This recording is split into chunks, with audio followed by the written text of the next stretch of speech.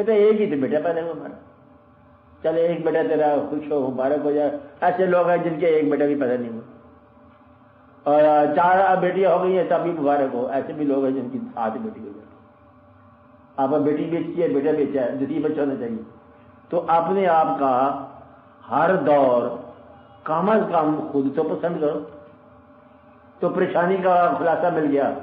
پریشانی اس زمانے کو بولتے ہیں جب تمہیں اپنی زندگی ناپسند ہونی شروع ہو جائے. جب تمہیں ناپسند ہے تو اور کسے پسند ہوگی. یہ انسان کا آج کل کے انسان کا سب سے بڑا المیہ ہے کہ وہ اپنی زندگی کو حالات کی کمی بیشی کی وجہ سے ناپسند کر رہا ہے. اس لیے اس کو نصیحت یہ ہے کہ اپنی زندگی کو پسند کرو.